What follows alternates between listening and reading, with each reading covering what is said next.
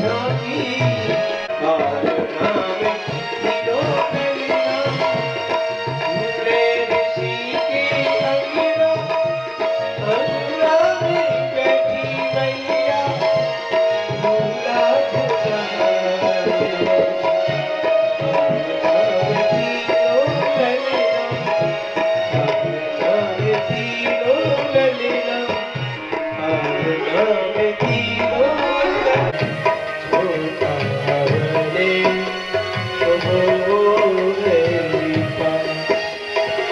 छोटा सा एक बीज न जाने कब झूले चल पावे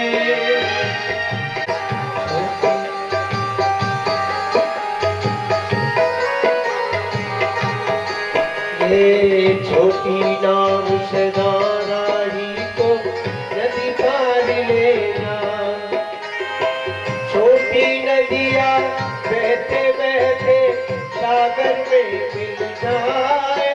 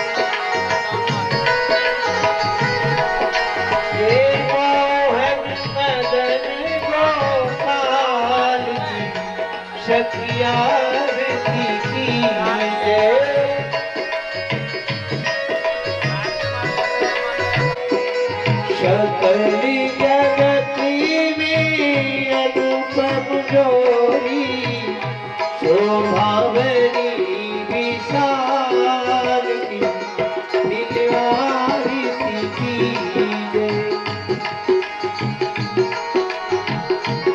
जो भी आरती करना चाहे थोड़ा गाड़ी आए मोरी मुकुट पीतांबर सोहे प्यारी बंसी मेरो मन मोहे ये शोभाव सिंह बसारी दिलवारी जो ये आरती प्रेम से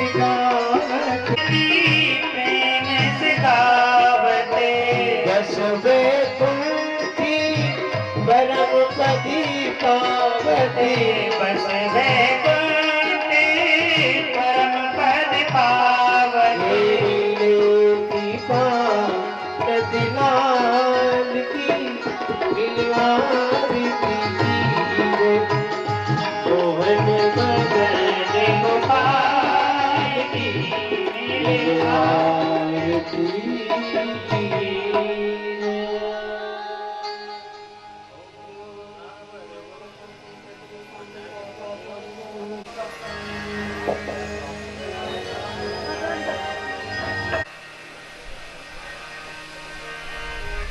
श्री राम जय जय राम।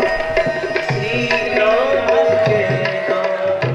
श्री राम जय राम जय राम। कौसल्या के राम। कौशल्या के ज्ञान राम। बंदो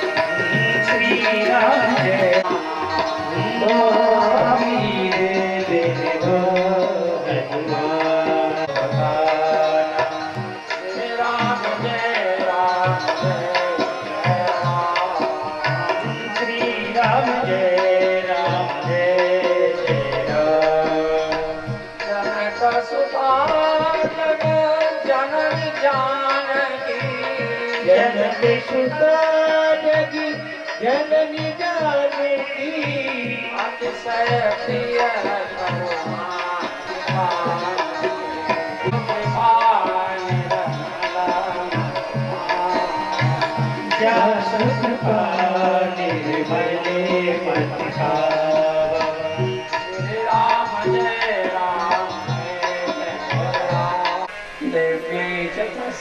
जनकात्मजायै नमोऽस्तु रुद्रेन्द्रियमानिलेभ्यो नमोऽस्तु चण्डार्कमरुद्रेभ्यः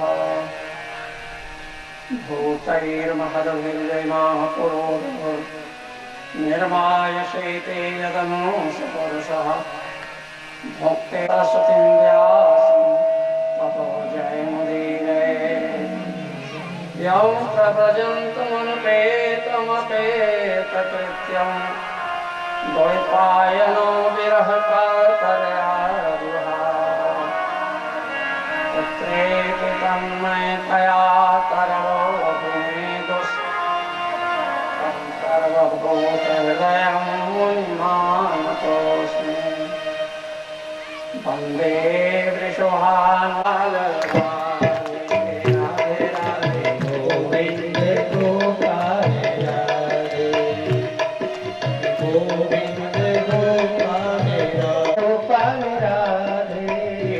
राधे गोविंद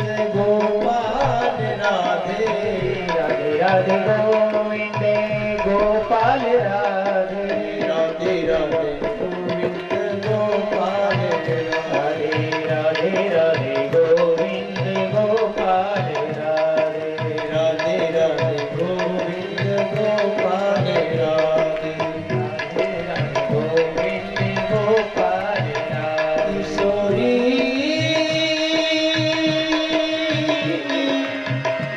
मेरी श्यामा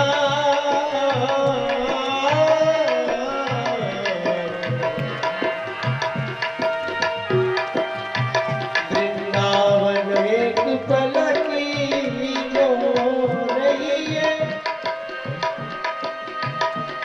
वृंदावन एक पल की जो रही है जन्म जन्म के पाप कटत है कृष्ण कृष्ण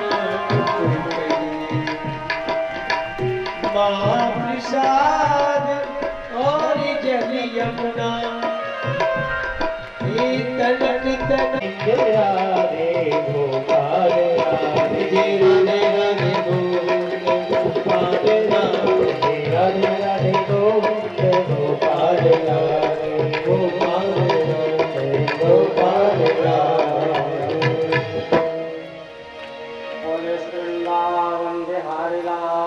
की जय हो। परमात्मा की असीम कृपा से ऐसा योग प्राप्त होता है। कारण करुण करुणा वरुणालय सच्चिदानंद के बालकों को खेलने का स्थान थोड़ी है। नहीं, यहाँ आते हैं ना ऐसे भागते हैं। शास्त्र का नियम है कि श्रोता वक्ता के बीच में ऐसे नहीं जाना चाहिए। तते काम कारतः न सस्यमो आपनोति गतिम। जो शास्त्र की विधि है उसके नियम का पालन नहीं करना, मनमानी करना, तो उसको तो सिद्धि की प्राप्ति भी नहीं। पुराणों में आया है कि मन के द्वारा भी उल्लंघन मत करो। शास्त्र का जो नियम है मन के द्वारा भी उल्लंघन मत करो। शरीर के द्वारा तो पूछना ही क्या, मन के द्वारा भी ऐसा सोचो। भगवान ने शब्द कहा है कि श्रुति स्मृति ममोय आज्ञे यो उल्लंघ्यति वर्तते। श्रुति माने वेद की दिशा, स्मृति माने जो महापुरुषों ने बनाया है, याज्ञ स्मृति वेद व्यास, उसका जो उल्लंघन करता है भगवान कहते हैं कि वो मेरा भक्त नहीं, मेरे से द्वेष करता है। दुर्योधन ने भगवान की आज्ञा को उल्लंघन किया, दूत बन के गए। भगवान ने कहा, युधिष्ठिर जी ने कहा, भाई देखो हम लड़ाई झगड़ा नहीं चाहते हैं, हम 5 भाई हैं तो 5 गाँवें दे दो, एक एक गांव में गुजारा कर लेंगे और युद्ध न हो। तो उत्तर क्या दिया, 5 गांव की बात कर रहे हैं श्री कृष्ण। उसने उत्तर ये दिया, जावत् तीक्ष्णया शुच्या विद्धेदग्रेण केशव तावत् अपि परित्याजं भूमेन पांडव पते। सुई का नोक है ना, सुई का नोक ऐसे जमीन में डाल दो, एक उसकी नोक जितनी पृथ्वी में लगती है उतनी भूमि भी नहीं दूंगा। 5 गांव की तो बात कर, उतनी भी भूमि नहीं दूंगा। भगवान जस आमनो समामनो ऐकात्तम मात्मगतम पांडव धर्मचारी। जो हमारे भक्तों से द्वेष करता है वो मेरे से द्वेष करता है, जो हमारे भक्तों का अनुसरण करता है वो मेरा अनुसरण करता है। तो ये जो पांडव हैं, कहा कि आप द्रौपदी जब प्रसाद पाले तब जाओ। भोजयित्वा द्विजान सर्वान पतिं च बर्बर भुक्त्वा च स्वयं सुखासीना। जब वो द्रौपदी प्रसाद पाके आराम से बैठी रहे, पतियों को खिला दिया और ब्राह्मणों को खिला दिया, इसके बाद आप जाएंगे। दुर्वासा ऋषि पता लगा लिए कि द्रौपदी देखो तो प्रसाद पा लिया, तो बोले हाँ, चले गए 10,000 आदमी। युधिष्ठिर जी प्रणाम किए, बोले आइए। हाँ, बोले प्रसाद तैयार करो, हम स्नान करने जा रहे हैं तैयार। युधिष्ठिर का ठीक है प्रभु, प्रसाद तैयार। अब द्रौपदी जब सुना तो उसको तो 10,000 शिष्य लेके आए हैं, क्या होगा। अब भगवान श्री कृष्ण की याद है, हे शरणागत भगवान श्री कृष्ण, प्रपन्नम पाहि मां प्रभो मया शरण शरण। मेरी रक्षा करो। हृदय से जब प्रसन्न हो जाए, ऐसे ही भगवान ने पा करके और संतुष्ट हो गए। दुर्वासा ऋषि स्नान करने के लिए गए। जब सब शिष्यों ने गोता लगा के सिर बाहर निकाले, बोले गुरुजी, बोले आकंठ कंठ पर्यंत प्रसाद पा लिया, ऐसा लगता है अब खाने की तो क्षमता ही नहीं है, अब बताइए क्या होगा। दुर्वासा ऋषि घबरा गए कि राजा अम्बरीश को मैंने सताया था, तो मेरे को बड़ी परिस्थिति ऐसी आई कि सुदर्शन चक्र 1 साल पीछे लगा रहा। तो भक्त का अनादर करने से तो बड़ा अनर्थ होगा, क्या करें। तो शिष्यों से कहा ऐसा करो शिष्य लोग, तुम 10 दिशा में भाग। तो सब के सब पांडवा कृष्ण भीष्म भीता विद्रुतो दिशो दशम, पांडवों से भयभीत होकर के 10 दिशाओं में भाग गए। भगवान ने रक्षा किया। तो भगवान अपने भक्त की रक्षा करते हैं, परंतु भक्त से जो द्वेष करता है उसका तो अन्न भी नहीं ग्रहण करता भगवान ने। तो हमारे पुराणों में शास्त्रों में जो वर्णन है उसको स्वीकार करना चाहिए। अपने मन से कोई काम नहीं करता, शास्त्र हमारा जो करता है उसके आज्ञा का पालन। अशास्त्र हितम बोले गुरु जी, जब हार बनाता हूं तो कुछ न कुछ तो उसमें सोना इधर उधर हो जाता है, तो बड़ा मुश्किल है। हम बोला सोना को जो चोरी करता है ना, वो महापाप है। तो सोने का चोरी महापाप, और मदिरा पान करना महापाप है, और विश्वासघात करना महापाप है, ब्राह्मण की हत्या करना महापाप है। तो ये सब महापाप में गिनती आती है, इसलिए सावधान हो जाना चाहिए। मैं सोनार से कहा तो चोरी मत करो। बोले महाराज जी क्या करें, सोना बड़ा नरम होता, तांबा मिलाना पड़ता है। बोले तांबा मिलाओ पर चोरी तो मत करो, मिला दो, उसका दाम ले लो। तो ये सब प्राणी भी यदि भागवत को सुन ले तो उनका भी कल्याण हो जाएगा। अब इसमें तो एक बहस है, परामर्श है, तर्क एक दो पक्ष होता है, एक पक्ष एक विपक्ष। विपक्ष वाला तैयार हो, बताओ जब ऐसा शास्त्रों में है तो खूब पेट भर के पाप कर लेंगे, और धन है तो यज्ञ कर लेंगे, भागवत सुन लेंगे और पवित्र हो जाएंगे, है ना? तो यही तो नियम है। तो धनाढ्य के लिए तो बड़ा अच्छा नियम है, खूब पेट भर के पाप करेंगे, हाँ मनमानी, और यज्ञ कर लिया, भागवत सुन लिया, बोले हम तो शुद्ध हो गए। ऐसी बात नहीं। मनु महाराज हमारे धर्म शास्त्रों में मूर्धन्य ग्रंथ है। मनुष्य तस्मात् पापात् प्रमुच्यते नयो कुर्याम पुनरिति निवृत्त्या पूयते तु सः। में हो गया, अब मंदिर में जाके भगवान श्री कृष्ण से प्रार्थना करो, हे प्रभु अब मेरे से जो पाप हो गया तो हो गया, परंतु जीवन में मैं कान पकड़ता हूँ, न कुर्याम पुनरिति, मैं अब ऐसा पाप नहीं करूंगा प्रभु, मेरा कल्याण। तो निवृत्त्या पूयते तु सः, बस वहीं से उसका कल्याण प्रारंभ हो जाता है। क्षिप्रम घोर धर्मात्मा शाश्वत ज्ञान, तो उनकी निवृत्ति के लिए ही दशांश का दान सब बताया गया है। ये करो वो करो ताकि उस पाप को नष्ट हो जाए। ये पुराणों में आया है, क्योंकि ब्रह्मा जी ने जब सृष्टि बनाई तो बहुत से ऐसे नियम बना दिए। ये दंतु लोग, गंधर्व लोग कहाँ रहते हैं? पहाड़ पर। भरत से युद्ध जब हुआ तो गंधर्वों से कहा कि देखो तुम्हारे लोगों का स्थान पहाड़ पर है, ये जमीन जायदाद सब मनुष्यों के लिए, तुम्हारे लोग पहाड़ पर जाओ, पहाड़ पर सैर करो, इस जमीन जायदाद की रक्षा करने के लिए मनुष्यों के लिए खेती करेंगे और यज्ञ करेंगे, अनुष्ठान करेंगे, उसमें मनुष्य दान करना चाहिए। यदि 100 कुंटल अनाज हुआ तो 10 कुंटल देवता का है, ध्यान रखना चाहिए।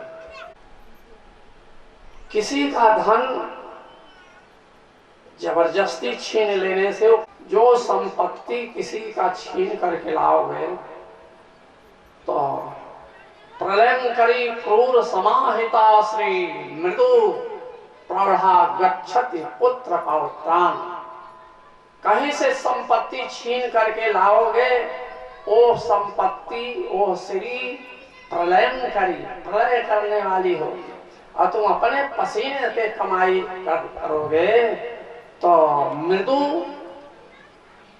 पौधा गच्छति पुत्र पौत्राम, वो पुत्र और पौत्र के लिए वह सुखदायी होगी, वो संपत्ति।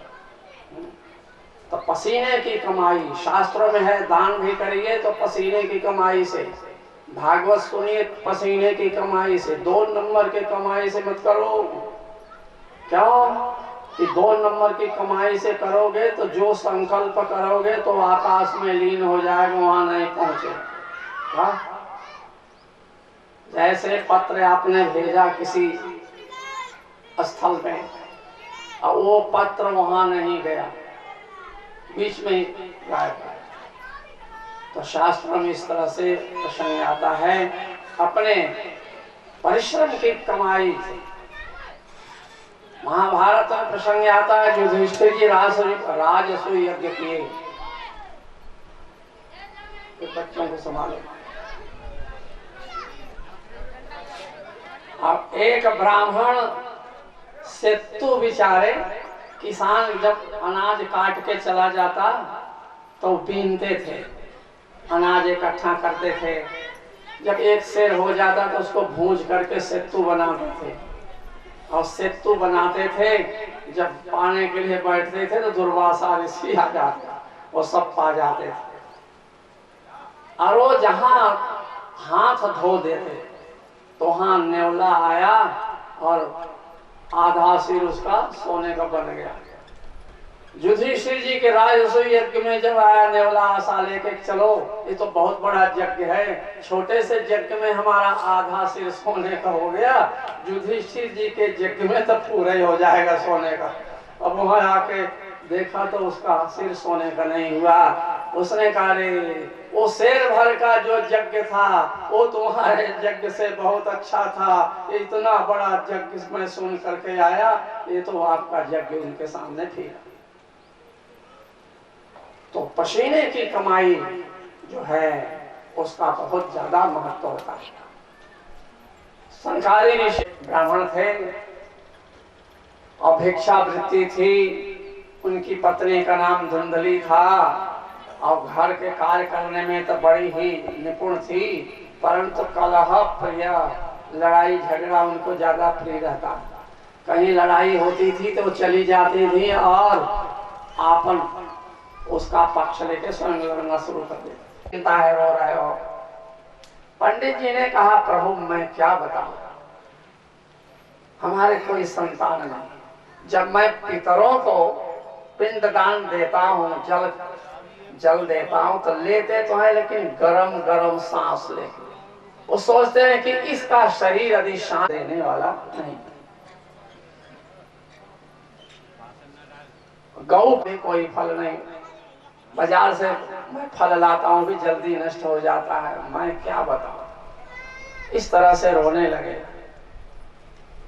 यति ने उनके ललाट की रेखा देख करके बताया, महाराज 7 जन्म तक का परित्याग करो, भगवान का भजन करो।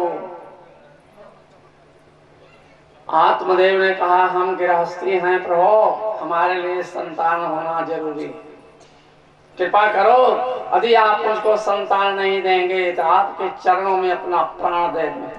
संत ने कहा, मारने के लिए घर द्वार छोड़ के जंगल में आए हो प्राण देने के लिए, अब प्राण ही देना है तो हमारे चरण माने तो एक फल दिया, जाओ भगवान का याद करके कि इस फल को खिला देना पत्नी को।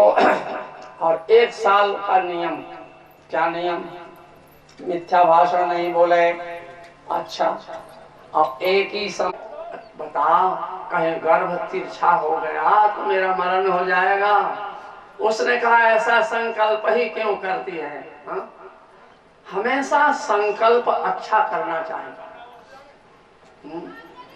इसीलिए संतों का कथन है, सर्वे भवन्तु सुखिनः, पूरे विश्व का कल्याण। आप अच्छा संकल्प करो, जो होगा सो होगा। बहुत से लोग कहते क्या कहें भाई, इस साल तो अकाल पड़ेगा, अरे अकाल पड़ेगा तो तू खाएगा क्या, अकाल पड़ेगा तो तू सुख से रहेगा। ऐसा संकल्प मत करो। अच्छा संकल्प, बढ़िया बारिश होगी, बढ़िया अन्न होगा, सब बड़े खुशियाल, ऐसा बोला। हाँ, त्याग करना चाहिए। फल को नहीं खाए का लोभी, उसको कुछ दे देना धन, और उस बालक को मैं तेरे पास पहुंचा दूं। अच्छा, उसका पालन पोषण कैसे हो? अरे मैं रोज आकर के उसको दूध पिला दूंगा। दोनों बहनों ने सलाह कर लिया, तो इस फल को फेंक दो। उसने कहा ना, इस फल को गऊ को खिला दो। बोला क्यों? परीक्षा के लिए कि ओ बाबा असली है कि नकली पता चल जाएगा, तो गऊ को खिला दो। तो मनाओ। क्या बात है? बोले पुत्र की उत्पत्ति हो गई। आत्मदेव ने कहा तुमको कोई कष्ट नहीं, हा? कोई डॉक्टर वैद्य बुलाना नहीं पड़ा। उसने कहा महाराज वो संत के हाथ का जो प्रसाद था ना, उसकी कृपा, तुमको विश्वास हो गया। बड़ा सुंदर। ब्राह्मणों को बुलवाए, जात कर्म किए, दान दिए। अब जब 10 दिन होता है, 11वें दिन शुद्धि होती है, तब नामकरण होता है। जब नामकरण करने का समय आया तो आत्मदेव ने कहा कि मेरा नाम आत्मदेव है और पुत्र का नाम ब्रह्मदेव रखूंगा। धुंधली ने कहा वाह जी वाह, जन्म देने वाली मैं और नाम रखने वाले तुम। नहीं नहीं, नाम तो मैं रखूंगी। तो क्या नाम रखोगी? उसने कहा देखो जी मेरा नाम धुंधली है। बोले हाँ, तो मैं अपने पुत्र का नाम अपने एक अक्षर से रखूंगी, ताकि लोगों को तो मालूम है कि धुंधली का क्या रखूं। मैं उत्पन्न किया। तो गौ के तरफ इशारा करने वाला। शरीर तो बड़ा सुंदर था, परंतु कान गौ के जैसे। आत्मदेव ने उनका नाम गोकर्ण रखा। दोनों बालक घर में बढ़ने लगे। कुछ दिन जब व्यतीत हुआ तो गोकर्ण तो पंडित ज्ञानी हुए, मंदिर में जाते थे, कथा सुनते थे, तीर्थ करते थे। और वो तो बड़ा नहीं है, रात दिन सोचते हैं कहीं असुर हमसे बली हो जाएंगे तो मेरा राज्य छीन लेंगे, इसलिए आप भगवान का भजन करो। तो जंगल में जाके क्या करेंगे? बोले पहले तो स्त्री का, पुत्र का, परिवार का, ये सब बंधन का परित्याग करो। सेवस्य साधु पुरुषान जहि काम तृष्णान। और बड़े संतों का सेवा करो, भगवान के कथा सुनो, इसी से आपका कल्याण हो जाएगा। बस उनका तो उद्धार हो गया। मन भगवान में लगा करके जंगल में गए। श्रीमद् भागवत के 10वें स्कंद का पाठ करके अपना कल्याण किया। ये प्रसंग आता है। और धुंधकारी 5 वेश्याओं को ला करके रख लिया और उन्हीं का पालन पोषण करता था। आपत्ति उसके ऊपर आई, बहुत सा धन चोरी करके लाया था। वेश्याओं ने सोचा भाई ये धन को राजा को पता चलेगा तो राजा धन भी ले जाएगा और इसको फांसी दे देगा। तो क्या करना चाहिए? हम ही लोग ऐसा काम क्यों न करें? अब उसको गले में फांसी लगा के उसकी मृत्यु का उपाय करने लगे। जब मृत्यु नहीं हुई तो जलते हुए अंगार उसके मुख में दिया। जलता हुआ अंगार जब मुख में दिया तो उसकी मृत्यु हो गई। उसके शरीर को आंगन में गड्ढा करके गाड़ दिया। और लोगों ने पूछा भाई धुंधकारी कहाँ गया? बोले धन की जरूरत पड़ी थी कुछ, चले गए हैं। और सब धन लेकर के चले गए। ओ सूत जी महाराज जी इस प्रसंग को नैमिषारण्य में और सनकादि ऋषि हरिद्वार में श्री नारद जी के प्रति प्रसंग स्मरण कराते हुए कहा कि देखो ऐसी वेश्याओं का कभी भी विश्वास नहीं करना चाहिए। जो विश्वास करता है उसको यही आपत्ति आती है। अबे तो महान प्रेत हो गए। तीर्थ व्रत बहुत प्रेत के रूप में सामने आधी रात कभी इंद्र बन गया, कभी भेड़ बन गया, कभी हाथी, कभी आग। गोकर्ण का भाई प्रेतो वा पिशाचो वा वो प्रेत है या पिशाच है, कौन है? बोलने के लिए बड़ी शक्ति। जल का छींटा मारा और उसके बाद उसने कहा, महाराज अहम भ्राता त्वदीयो अस्मि धुन स्वकीयेनैव दोषेण ब्रह्मा। मैं धुंधकारी हूँ। ब्राह्मण कुल में जन्म लेने के बाद और हमने ऐसे कर्म किए कि प्रेत योनि में चले गए। क्या क्या किया है वो करने का, कितने अपराध किया। मेरे हमारे अपराध की कोई संख्या नहीं, हजारों कितने अपराध की, कितने लोगों को घर फूंका, कितने की हत्या की। हमारे कर्म की संख्या नहीं है। और आप तो कृपा सिंधु है भाई, मेरा उद्धार कर। क्या खाते पीते हो? नाश्ता मिलता है, रोटी मिलती, बोलना तो वाताहारण जीवामी, वायु पी के रहता हूँ। एक दिन वायु पी के रहिए, देखिए जब एकादशी व्रत होता है ना, एक बार वृंदावन में परिक्रमा कर रहे थे तो माताएं चली जा रही थी एकादशी। अरे बोले कि थोड़ी खीर भी बना ली थी, थोड़ी पकौड़ी बना लिया, कुछ सलाद बना लिया, कम से कम 10 आइटम का नाम लिया। तो एकादशी व्रत जब आता है तो भी वो आइटम ज्यादा हो जाता है।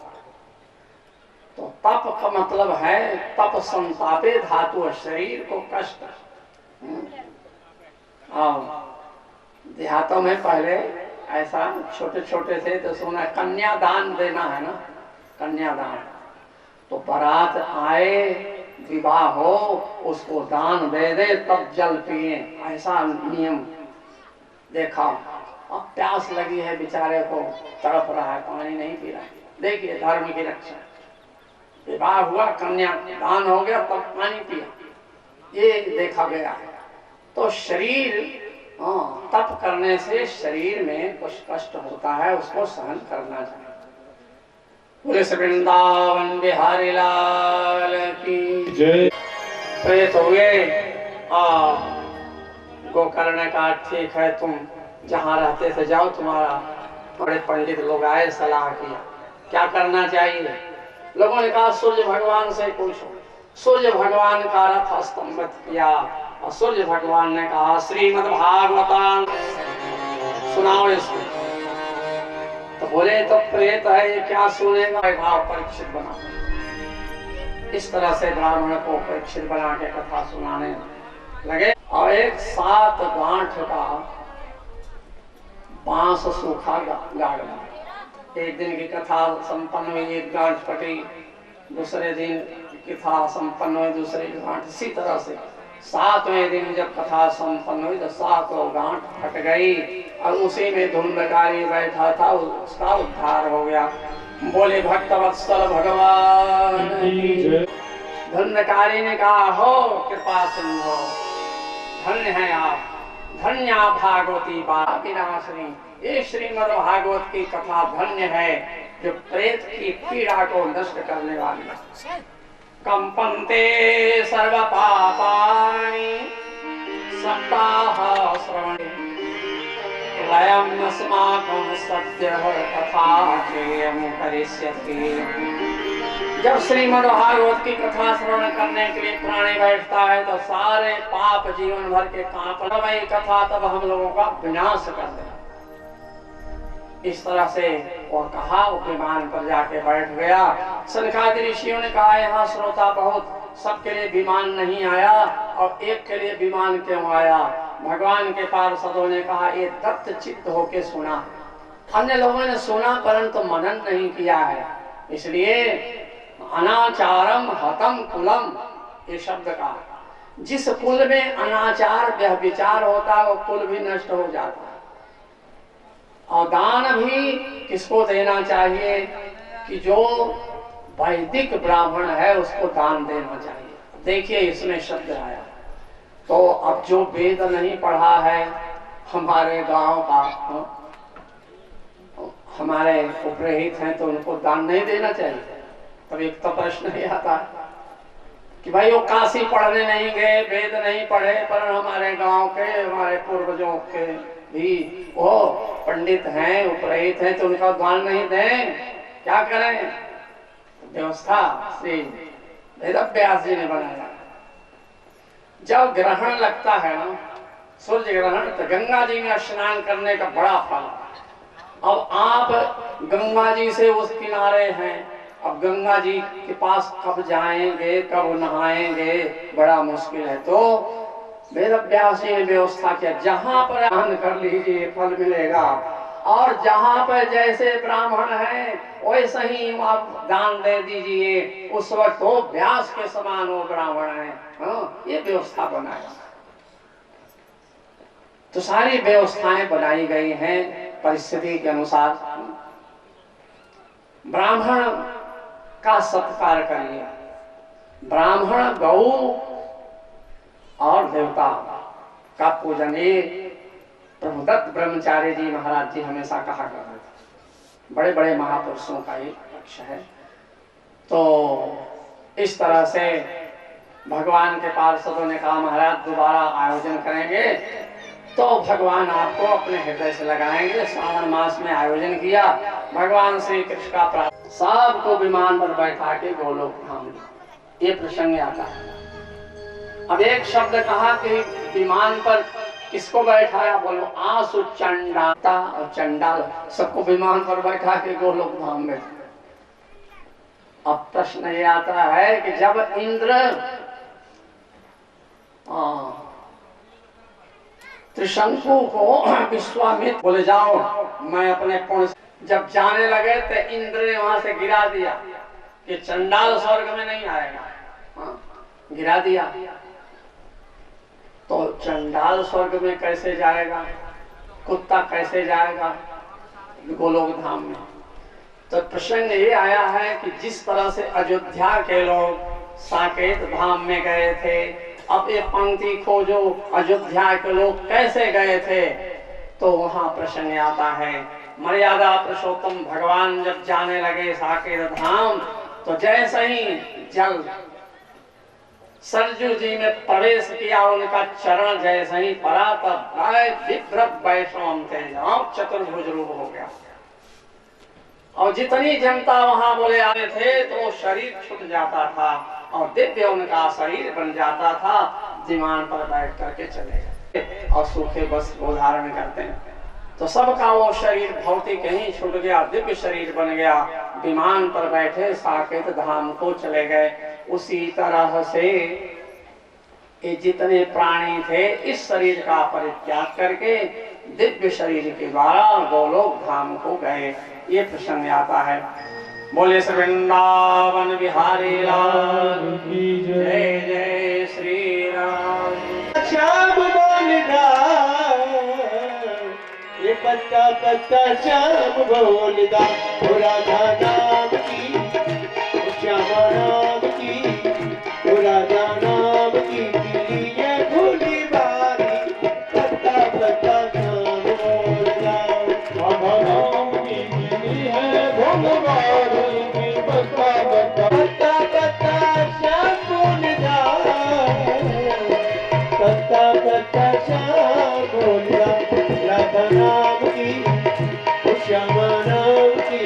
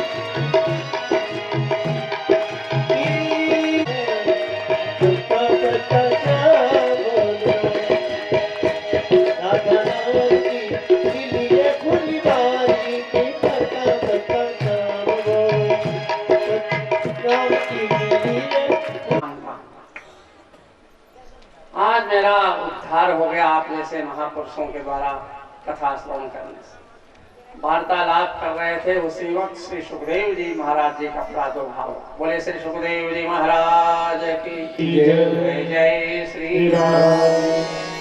श्री सुखदेव जी वहां आए, बड़ा सुंदर उनका सम्मान हुआ।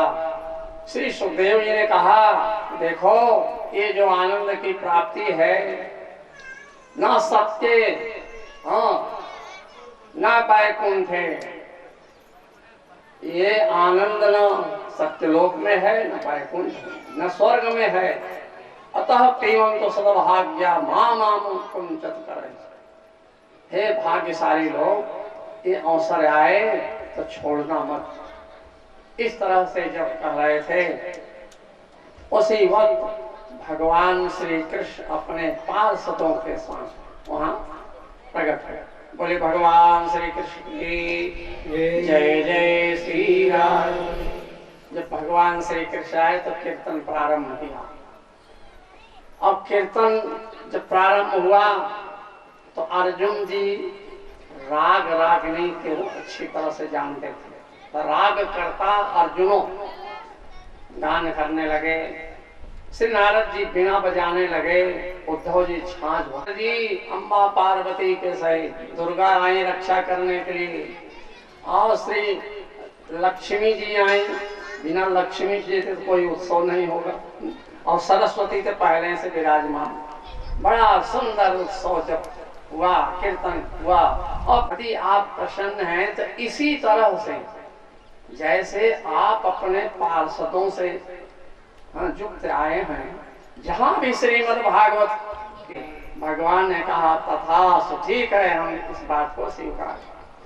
बोले भक्तवत्सल भगवान की जय। तो ठाकुर जी, ये कथा तो भूतकाल की कथा है ना, हम उसको वर्तमान में वर्णन करते हैं। तो संकल्प के आधार पर ये बात हुई है कब? द्वापर में हुई, त्रेता में हुई, परंतु उसको हम इस समय वर्तमान समय में मंत्र के द्वारा आवाहन करते हैं, भूतकाल को वर्तमान बनाते हैं। ये आज क्या है? आज ठाकुर जी का जन्म उत्सव है। कल क्या है भाई? कल के राज्य की लीला है। तो भगवान की लीलाओं को वर्तमान में लाते हैं। जो भूतकाल बीत गई उसको वर्तमान में ला करके वर्णन किया जाता है, और लीला वर्तमान में आनंद प्रदान करती है। बोले वृंदावन बिहारी लाल की। तो इस तरह से ठाकुर जी और आशीर्वाद दे करके अंतर्धान हो गए। श्री सुखदेव जी ने कहा कि महाराज, हमेशा श्रीमद् भागवत लोगों का कल्याण करने के लिए क्षेमाय वै भागवतम प्रगत। तो संतों ने भगवान के चरणार बिंद की नैया बनाया है। भगवान के चरणों का, भगवान के चरणों का सहारा ही नाव है। श्री भागवत तीन प्रवक्ता बताए गए। पहले श्री सुखदेव जी हुए, और दूसरे गोकर्ण, तीसरे सनकादि ऋषि। ये श्रीमद् भागवत में प्रसंग आया है। कोई अन्य प्रवक्ता नहीं है। अब तो ये है कि मनमानी है। कोई भी महाभारत पढ़िए, भगवान श्री कृष्ण का वक्तव्य है कि ये जिसको स्पर्श करने की आज्ञा नहीं है, अब वो कथा कह रहा, क्या कर? जिसको स्पर्श करने का भी अधिकार नहीं दिया है ठाकुर जी ने, अब वो कथा ही सुना रहा है, व्यास बन गया। तो क्या समाज का उससे कल्याण हो जाएगा? नहीं हो। शास्त्रों में जो वर्णन है, बार बार भूकंप आता, बार बार पानी पड़ता, बार बार, हाँ, कभी वहां जलमग्न हो गया, कभी वो बह गया, वहां ये आपत्ति आ गई, क्यों होता? पुराणों में वर्णन है, वेद व्यास जी ने कहा अपूज्या यत्र पूज्यन्ते पूज्यानां च व्यतिक्रमाः तत्र भविष्यन्ति दुर्भिक्षा मरणं भरम।